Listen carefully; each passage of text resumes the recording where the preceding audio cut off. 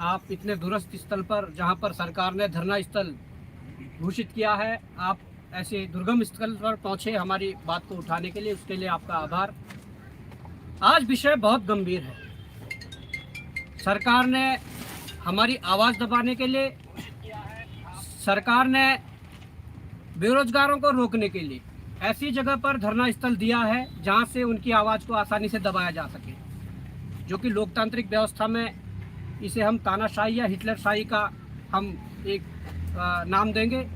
परंतु आज जो बात मैं आप सबके सामने रखने जा रहा हूँ, मुझे बड़ा कष्ट हो रहा है ये बात रखने में, मुझे बड़ा दुख हो रहा है, मेरा मन बहुत दुखी है कि जिस मांगों को लेकर, जिन मांगों को लेकर उत्तराखंड बेरोजगार संघ आंदोलनरत है, जिन मांगों को लेकर बेरोजगार संघ चिल्ला चिल्ला के सड़क में चिल्ला रहा है, कभी विधानसभा के बाहर जा रहा है, कभी मुख्यमंत्री आवास जा रहा है, कभी सचिवालय जा रहा है,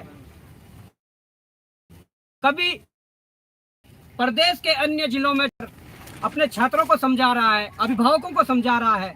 हमारे जो नेतागण हैं, जो छात्रों की बात को समझते हैं, कभी उनके पास अपनी गुहार ले जा रहे हैं कि हमारे साथ क्या हो रहा है। आज मैं जो खुलासा करने जा रहा हूं, वो आज जो परीक्षा हुई है, आज लाखों बच्चों ने उत्तराखंड के इतिहास में आज कनिष्ठ सहायक की जो परीक्षा दी है, उसके संबंध में मैं आप सभी लोगों से वार्ता करना चाहूँगा, इस प्रेस वार्ता करना चाहूँगा। आज ये पेपर देख रहे हैं, ये मेरे हाथ में आज के पेपर हैं। ये सेट ए है, ये सेट बी है, ये सेट सी है और ये सेट डी है। मैं आपको बता दूं कि अब बात क्या है। बड़ा दुख भी हो रहा है। देखिए, हम जब कह रहे थे कि उत्तराखंड में जो परीक्षाओं में जो धांधली चल रही है, वो जो पूरा चैन था, जो एक रैकेट था, उसका भंडाफोड़ अभी अच्छे से नहीं हुआ। हम कह रहे थे कि आयोग को एक बार, आयोग के जो कर्मचारी है, अधिकारी है, उनकी अच्छे से जांच हो जाए। हम कह रहे थे कि जो राज्य की जो जांच एजेंसियां हैं, उनसे हटाकर जांच सीबीआई को ट्रांसफर कर दें। हम इसलिए कह रहे थे कि क्या अगर एसटीएफ एसआईटी जांच करती है, और अगर एसटीएफ और एसआईटी में तो उन्हीं के डिपार्टमेंट, जो पुलिस डिपार्टमेंट के ही लोग हैं, अगर कभी बड़े अधिकारी कोई सम्मिलित है, अगर उनसे बड़े अधिकारी पुलिस विभाग के कोई सम्मिलित हैं, तो क्या उन पर एसटीएफ एसआईटी हाथ डाल पाएगी? कभी नहीं। जो बड़ी परीक्षाएं हैं, पीसीएस और एई जैसी परीक्षाएं, उन पर जो बाहरी जो प्रदेश के लोग हैं, जिन्होंने उस पर इन्वेस्ट किया है, जिन्होंने पेपर खरीदने के लिए जो धन दिया है, क्या एसआईटी और एसटीएफ उन पर हाथ डाल पा रही है? नहीं डाल पा रही है। इसलिए यह जरूरी था कि सीबीआई हो, और पूरे आयोग की सीबीआई हो। वहाँ अध्यक्ष से लेकर सचिव से लेकर वहाँ जितना स्टाफ है, सबकी सीबीआई जांच हो। अब मैं खुलासा करने जा रहा हूँ। मैं आपको ये बात बताना जा रहा हूँ कि पहले तो जो सील के मामले हैं, कई सेंटरों पे कई ऐसे मामले सामने आए जहाँ पर पेपरों में सील नहीं थी। कई जगहों पर सेम पटवारी वाला मामला सामने आया है, जहाँ पर सील तो थी, परंतु जो पहली 2 सील पेपर में लगाई गई थी, वो दोनों सीलें टूटी हुई थी, उसके ऊपर एक्स्ट्रा 2 सीलें लगाई गई थी, जिसका एग्जाम्पल हमारे पास ये भी है। अगर आप जूम करके दिखाओगे तो इसके अंदर एक दूसरी सील लगी हुई थी जो तोड़ी गई थी बाद में। ये देहरादून का मामला है। परंतु सील वाला मैटर छोड़ के, या आप ये जो संख्या देख रहे हैं, प्रश्न पत्रिका जो क्रमांक है, वो क्रमांक और जो ओएमआर का क्रमांक होता है वो सेम होता है। कई जगहों से अभी शिकायत मिली है कि यहाँ पर ये क्रमांक भी ओएमआर और प्रश्न पत्र में अलग अलग थी। अब सबसे बड़ी बात मैं कहने जा रहा हूँ, भारत के इतिहास में जो पहली बार ऐसा होने जा रहा है, जो बात मैं आपको कहने जा रहा हूँ, आयोग के जो पदाधिकारी हैं, उन्हें चुपचाप अपने नैतिकता के आधार पर इस्तीफा देना चाहिए, क्योंकि वो एक भी परीक्षा को पारदर्शी रूप से संपन्न करवाने में नाकामयाब है। अब मैं आपके सामने जो बात रखने जा रहा हूँ, वो बात ये है कि set A, set B, set C, कोई एक करके डी पकड़ेगा। इसमें जब हम पेपर को खोलते हैं, तो हम जो पहला पेज देखते हैं, मैं मीडिया बंधुओं से निवेदन करूंगा कि आप जूम करके दिखाइए।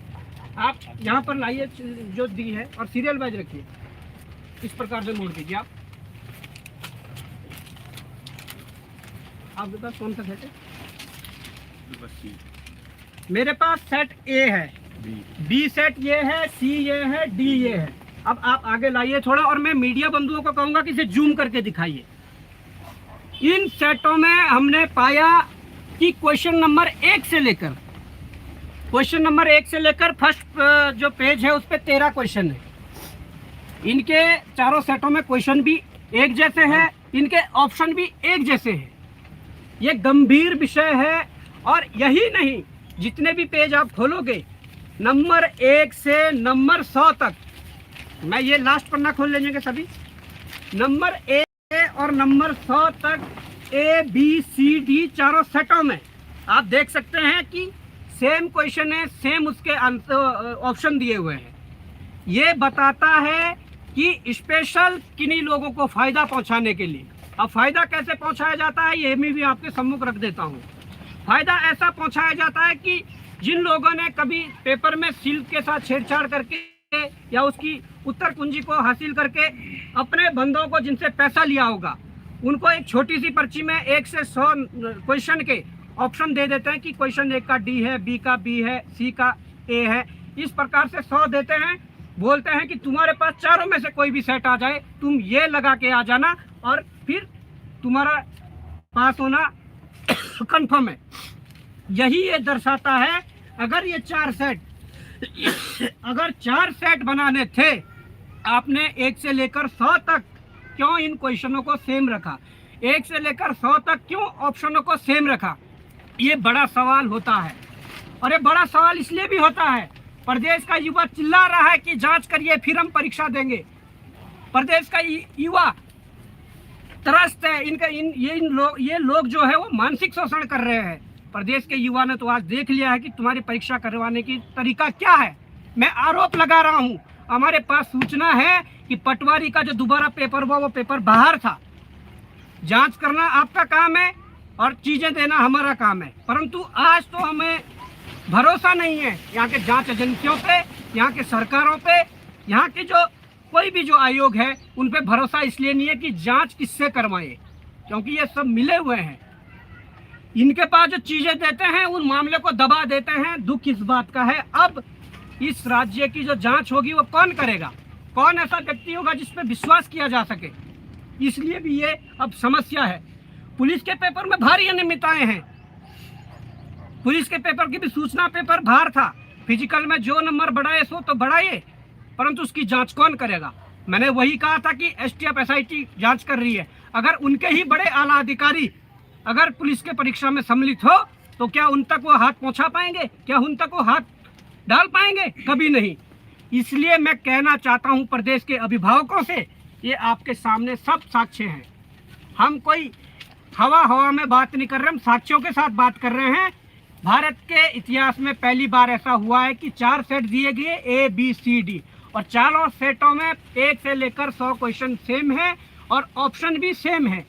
जबकि सेट में 100 क्वेश्चन तो एक जैसे होते हैं, परंतु अलग अलग सेटों में जिस क्वेश्चन का कोई सीरीज 1 होगा, दूसरे में 20 होगा, 15 होगा, इस तरीके के होते हैं। परंतु इन लोगों ने सॉफ्ट टारगेट करवा के लोगों को फायदा पहुंचाया है। अब ये जांच का विषय है, पर सबसे बड़ी बात यह है, अब इस प्रदेश का मुख्यमंत्री इस्तीफा देगा या इस आयोग के अध्यक्ष सचिव या और जो पदाधिकारी वो इस्तीफा देंगे? क्या नैतिकता के आधार पर इस्तीफा नहीं देना चाहिए? आप एक पेपर भी सही से नहीं करवा पा रहे, ये हमारा आरोप है और ये जांच का विषय है। कैसे हुआ, क्या हुआ, अब इस पर मुझे उम्मीद है कि प्रदेश का युवा समझ रहा है। आप अपने आस पड़ोस में जाकर चारों सेट देखिए, चारों सेट में सेम क्वेश्चन है। उसके बाद आप तय कीजिए कि गलत कौन है, सही कौन है।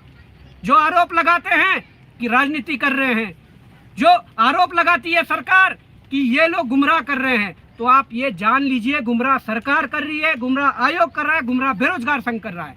ये आपको तय करना होगा। ये धरना स्थल एकता विहार में हम बैठे हुए हैं, यहाँ रात दिन बैठे हुए हैं। अब आप देख लिए, अपने भविष्य को यदि सुरक्षित करना है तो आइए। जब तक हम फिर से सड़कों पर नहीं उतरेंगे या जब तक इनको सबक नहीं सिखाएंगे, तब तक ये हमारे साथ ऐसा छलावा करते रहेंगे। धन्यवाद। बिल्कुल बिल्कुल। वो भी आ जाएं जरा, जो उसमें थे।